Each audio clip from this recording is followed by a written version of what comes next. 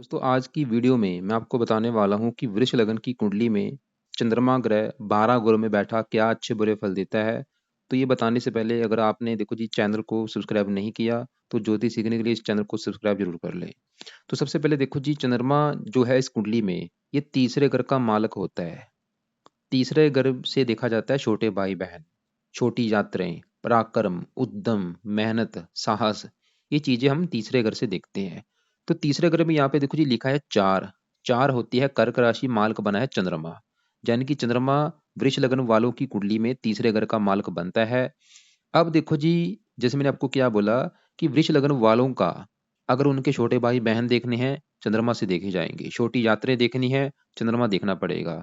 इसके अलावा साहस इनका देखना है कि ये कितने साहसी होंगे, कितने में उद्यमी होंगे, कितने पराक्रमी होंगे, चंद्रमा को देखना पड़ेगा क्योंकि वो तीसरे घर का मालक है और ये सब कुछ तीसरे घर से देखा जाता है।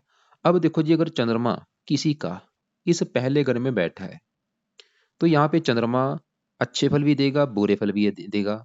अच्छे फल क्या देगा? चंद्रमा तीसरे घर का मालक होके पहले घर में बैठा होगा। पहले घर में लिखा है दो। दो होती है वृष राशि जो कि चंद्रमा की उच्च राशि है। तो यहाँ पे चंद्रमा भाई उच्च का हो जाएगा पहले घर में बैठ के। तो चंद्रमा एक तो तीसरे घर का अच्छा करेगा और पहले घर का अच्छा करेगा।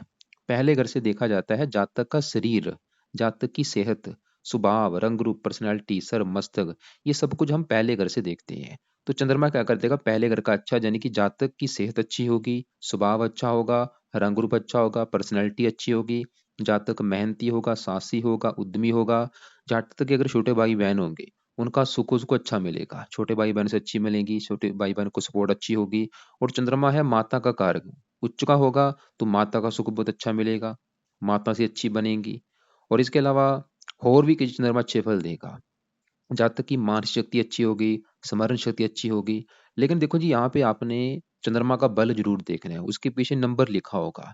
अगर चंद्रमा किसी का पहले घर में 0 डिग्री, 1 2 डिग्री का बैठा है तो वहाँ यहाँ पे बल कम होगा, यहाँ पर वो 28 29 या अस्त बैठा है। तो इन अवस्था में चंद्रमा के जो अच्छे फल हैं रहेंगे तो अच्छे फल ही, लेकिन वो अच्छे फल कम मात्रा में हो जाएंगे क्योंकि यहाँ पे वो अ, ये जो पावर होती है, जो नंबर मैंने बोले पावर होती है, इनको देख के डिसाइड होता है कि ग्रह का जो अच्छा बुरा फल है वो कितनी मात्रा में मिलेगा। अगर किसी का चंद्रमा यहाँ पे 10 से लेके 20 डिग्री के अंदर बैठा है वो पूरी पावर में होगा तो जो अच्छे फल मैंने बोले हैं वो ज्यादा मात्रा में मिलेंगे। अगर पावर कम हुई तो जो अच्छे फल मैंने बोले हैं वो कम मात्रा में मिलेंगे। तो आपको मैंने जैसे बोला था कि चंद्रमा यहाँ पे बुरे फल भी देगा, तो बुरे फल क्या है?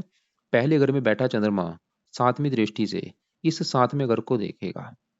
सातवां, अगर आप लड़के हैं तो ये आपकी पत्नी का घर होगा। तो सातवें घर में देखो जी 8 लिखा है वृश्चिक राशि जो कि चंद्रमा की नीच राशि है। तो चंद्रमा जो बुरे फल देगा वो सातवें घर का थोड़ा सा नुकसान जरूर करेगा। मतलब पत्नी के मामले में थोड़ी सी दिक्कतें पैदा लाइफ में जरूर करेगा। या तो पत्नी को बीमार कर सकता है या थोड़ा बहुत पत्नी से मनमुटाव होगा। लेकिन यहाँ पे भी अगर सातवें घर का मालक मंगल अच्छा हुआ फिर तो ज्यादा दिक्कतें नहीं आएंगी। अगर मंगल भी खराब हुआ फिर दिक्कतें कई गुना बढ़ जाएंगी। तो अब आपको क्लियर हो चुका है कि चंद्रमा कैसा है पहले घर में अगर बैठा है किसी का। अब देखो जी अगर चंद्रमा किसी का दूसरे घर में बैठा है, दूसरा घर होता है धन जोड़ने का घर, परिवार का घर और वाणी का घर। तो चंद्रमा क्योंकि तीसरा घर है मेहनत का, मेहनत उठ के जाएगी दूसरे घर में, धन के घर में। मतलब चंद्रमा यहाँ पे भी अच्छे फल ही देगा। वैसे तो बुध की राशि है शत्रु राशि, चंद्रमा फिर भी तकरीबन अच्छे फल देगा। मतलब जातक खुद की मेहनत के बल पर, खुद के उद्यम के बल पर, खुद के पराक्रम के बल पर धन कमाएगा लाइफ में। इसके अलावा दूसरा अगर परिवार का, परिवार का सुख अच्छा। और दूसरा अगर होता है वाणी का, चंद्रमा एक शुभ ग्रह है। जातक की जो वाणी है वो मीठी होगी, मतलब बहुत प्यार से बोलेगा, गुस्सा नहीं। ऐसे जातकों को कम ही आता है गुस्सा क्योंकि वाणी बहुत अच्छी होती है, मीठी होती है, प्यार से बोलते हैं। तो चंद्रमा दूसरे घर में बैठ के तीसरे घर के लिए भी अच्छा है। जातक पराक्रमी, उद्यमी, साहसी, छोटे भाई बहनों के लिए अच्छा है। अब देखो जी दूसरे घर से सातवीं दृष्टि से वो आठवें घर को भी देखेगा। तो यहाँ पे मित्र राशि आठवें घर का भी अच्छा कर देगा, आयु के लिए अच्छा है और भी के अच्छे फल। अब चंद्रमा किसी का अगर तीसरे घर में बैठा है, क्योंकि तीसरा घर चंद्रमा का खुद का अपना घर है, तो यहाँ पे तो देखो जी जहर सी बात है क्योंकि अपने घर में होगा तो अपने घर का तो अच्छा करेगा। मतलब जातक बहुत ज्यादा पराक्रमी, उद्यमी, मेहनती, साहसी ये होगा। इसके अलावा माता का कार्य का, माता का सुख बहुत अच्छा मिलेगा। जातक की स्मरण शक्ति बहुत अच्छी होगी, मानसिक शक्ति बहुत अच्छी होगी। और भी अच्छे फल चंद्रमा यहाँ पे देगा। अगर चंद्रमा किसी का यहाँ पे चौथे घर में बैठा है चौथे घर से देखा जाता है माता, मकान, वाहन, भूमि, जमीन, जायदाद, नौकर चाकर का सुख। अब चंद्रमा चौथे घर में अगर होगा तो चौथे घर में लिखा है 5, ये सिंह राशि है, सूर्य की राशि, जो कि चंद्रमा का है मित्र। यानी कि चंद्रमा अगर किसी का चौथे घर में बैठा है तो यहाँ पे भी भाई अच्छे फल देगा, क्योंकि मित्र राशि है। तो यहाँ पे चौथा घर होता है माता, मकान, वाहन का, तो जातक को माता का सुख अच्छा मिलेगा, माता की उम्र लंबी, मकान वाहन का सुख अच्छा मिलेगा लाइफ में। और ये सुख मिलेगा जातक की खुद की मेहनत के बल पर, मतलब खुद की मेहनत के बल पर ही वो इन चीजों को प्राप्त करेगा। खुद की मेहनत के बल पर अपना घर लेगा, मकान वाहन का सुख प्राप्त करेगा। अब यहाँ पे देखो जी, चौथे घर का मालक अगर सूर्य अच्छा ना हुआ तो चंद्रमा के अच्छे फल में कमी आएगी, मतलब मकान वाहन को लेकर दिक्कतें आएंगी। अगर सूर्य नीच का बैठा हुआ, आठवें घर में हुआ, या और पापी ग्रह से पीड़ित हुआ, अगर सूर्य भी अच्छा हुआ फिर तो भाई बहुत अच्छी बात होगी, फिर तो मकान वाहन का सुख बहुत बड़े लेवल पे अच्छा होगा। मतलब आपने उस घर का मालिक भी देखना है जहाँ चंद्रमा बैठा होगा।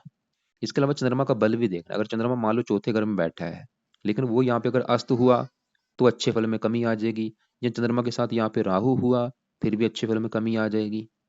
भाई खाली चंद्रमा को देख के फलादेश सही पूरी तरह से डिसाइड नहीं होगा। बाकी आपने मतलब दूसरे ग्रहों को भी देखना है, दृष्टि भी देखनी होती है। अगर यहाँ पे इसके ऊपर गुरु की दृष्टि हुई तो अच्छे फल बढ़ जाएंगे। अब किसी का अगर चंद्रमा यहाँ पे बैठा है पांचवें घर में, ये पांचवा घर होता है पढ़ाई का घर, संतान का और बुद्धि का। चंद्रमा क्या है, एक लेडीज ग्रह है, यहाँ पे वैसे बैठ के कन्या संतान ज्यादा देगा। जब तक पढ़ा लिखा होगा, बुद्धिमान, यहाँ पे भी मेहनती, साहसी, उद्यमी, यहाँ पे भी अच्छा है। लेकिन जैसे मैंने बोला हो कई बार कन्या संतान ज्यादा होती है, लेकिन यहाँ पे भी देखना पड़ेगा। अगर पांचवें घर का मालक बुध खराब हुआ फिर थोड़ी बहुत ही संतान संबंधी चिंता होगी। लेकिन पांचवें घर में अगर गुरु साथ में बैठा हुआ या गुरु की दृष्टि हुई तो पुत्र होने के भी योग बनेंगे। क्योंकि गुरु एक पुरुष ग्रह है, चंद्रमा है रति ग्रह। या शुक्र, चंद्रमा के साथ यहाँ पे शुक्र बैठा हुआ फिर कन्या ज्यादा होगी, बहुत ज्यादा होगी चंद्रमा के साथ शुक्र होने की वजह से। या बुध बैठा हुआ फिर भी कन्या संतान ज्यादा होगी। तो यहाँ पे मतलब फिर मैं बोलूंगा भाई दूसरे ग्रहों को देख के डिसाइड होता है सही फलादेश। अब देखो जी, चंद्रमा अगर किसी का बैठा है यहाँ पे छठे घर में, ये है छठा घर। छठा घर एक कुंडली का एक खराब घर होता है। छठे घर से शत्रु, रोग, कर्जा, कोर्ट कचहरी, ये चीजें देखी जाती हैं। तो चंद्रमा अगर किसी का छठे घर में बैठा है वो यहाँ पे भाई खराब फल देगा। क्या खराब फल देगा? क्योंकि चंद्रमा तीसरे घर का मालक होगा तो तीसरे घर से रिलेटेड खराब फल मिलेंगे। ऐसे जातक को तीसरा घर छोटे भाई बहनों का है तो छोटे भाई बहनों को लेकर दिक्कतें आएंगी।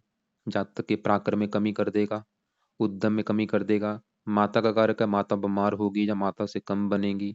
जातक मानसिक रोगी होगा, जातक की हेल्थ खराब होगी, सर्दी जुकाम लगना, जातक कर्जदार भी हो सकता है।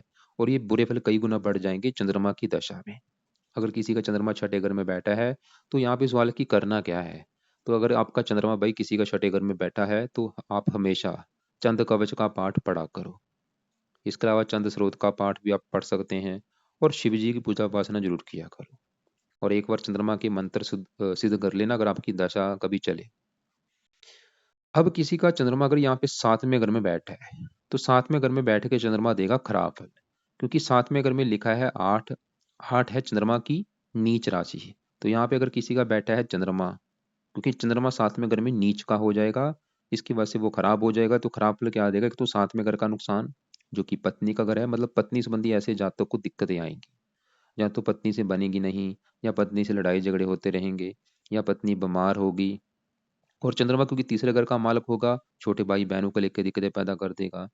लेकिन चंद्रमा के साथ अगर यहाँ पे मंगल बैठा हुआ, क्योंकि ये मंगल का घर है, तो नीच भंग राजू बनने की वजह से चंद्रमा की बुरे फल नहीं मिलेंगे। या चंद्रमा के ऊपर मंगल की दृष्टि पड़ रही हो तब भी नीच भंग राजू बन जाएगा। या इसके अलावा इसके ऊपर गुरु की दृष्टि हुई फिर भी इसके बुरे फलों में कमी आ जाएगी। लेकिन इसी घर में अगर राहु बैठा हुआ, क्योंकि यहाँ पे राहु भी नीच का हो जाएगा, क्योंकि वृश्चिक राशि राहु की भी नीच राशि है, चंद्रमा की भी नीच राशि है। तो इसकी वजह से दोनों ग्रह मिलकर इस घर का बुरी तरह से नुकसान कर देंगे। मतलब ऐसे जातकों को विवाह का सुख मिलेगा ही नहीं। मतलब ऐसे जातक का या तो तलाक हो जाएगा, या दो तीन तलाक होते हैं, या पत्नी की डेथ भी हो सकती है, या पत्नी से बिल्कुल नहीं बनती, ऐसी दिक्कतें आती हैं। तो अगर यहाँ पे भी चंद्रमा किसी का बैठा है तो करना क्या है? एक तो चंद्रमा का दान आपने करना है। इसके अलावा चंद कवच का पाठ पढ़ना है लाइफ टाइम। दान भी लाइफ टाइम करना है श्वेत वस्तुओं का। शिव जी की पूजा उपासना करो। चंद्रमा का व्रत रखा करो, कथा करो, आरती करो, मंत्रों को सिद्ध करो, काफ़ी उपाय हैं वो आपको करने पड़ेंगे। तो आप देखो जी कुंडली भी मुझसे दिखा सकते हैं, अगर आपको कोई बात समझ ना लगी हो, जो भी कुछ पूछना है कुंडली मुझसे आप दिखा सकते हैं। तो अब किसी का अगर चंद्रमा यहाँ पे बैठा है 8वें घर में, यहाँ पे भी अच्छे फल नहीं देगा, क्योंकि 8वां घर भी अच्छा घर नहीं होता। यहाँ पे बाल अरिष्ट योग बनेगा, मतलब जातक जो है वो बचपन में बीमार ज़्यादा रहता है। माता भी बीमार होगी या माता संबंधी कोई दिक्कतें आएंगी, छोटे भाई बहनों को लेकर दिक्कतें आएंगी, जातक की हेल्थ बहुत ज़्यादा खराब होगी। और वो हेल्थ खराब होगी जहाँ तो चंद्रमा की दशा में, जहाँ बचपन में। तो यहाँ पे भी अगर आपका 8वें घर में बैठा है, लेकिन अगर यहाँ पे गुरु के साथ में हुआ, फिर बुरे फलों में कमी आ जाएगी। जहाँ गुरु की दृष्टि हुई, फिर भी बुरे फलों में कमी आ जाएगी। लेकिन अगर चंद्रमा के साथ यहाँ पे राहु हुआ, बुरे फल बढ़ जाएंगे। या शनि की दृष्टि हुई, बुरे फल बढ़ जाएंगे। तो यहाँ पर अगर आपका भाई चंद्रमा बैठा है, तो आप यहाँ पे भी बैठे चंद्रमा की कवच का पाठ, स्रोत का पाठ पढ़ा करो, मंत्रों को सिद्ध कर लेना। और इसके अलावा सोमवार का व्रत रखा करो, कथा करो, आरती करो। अब आगे बढ़ते हैं। चंद्रमा अगर किसी का बैठा है यहाँ पे 9वें घर में, 9वें घर से देखा जाता है भाग्य। चंद्रमा यहाँ पे देखो जी 9वें घर में अगर बैठा होगा, 9वें घर में लिखा है 10, यह है शनि की राशि जो कि शत्रु राशि है। लेकिन चंद्रमा यहाँ से बैठ के 7वीं दृष्टि से तीसरे घर को देखा, जो कि अपना घर है। मतलब चंद्रमा फिर भी तीसरे घर का अच्छा घर है, जहाँ तक मेहनती होगा, पराक्रमी होगा, उद्यमी होगा, छोटे भाई बहनों के लिए अच्छा है। लेकिन थोड़ा सा भाग्य की हानि जरूर होगी। मतलब तकरीबन फिर भी यहाँ पे अच्छा ही है, इतना बुरा नहीं होगा। क्योंकि ज़्यादा बुरा तो ये छठे, 8वें और 7वें घर में होगा। इन तीनों घरों में बहुत ज़्यादा बुरे फल होंगे। अगर चंद्रमा किसी का यहाँ पे बैठा है 10वें घर में, 10वें घर में भी देखो जी शनि की राशि, ये जो 11 लिखा है, ये 10वां घर काम काज का होता है।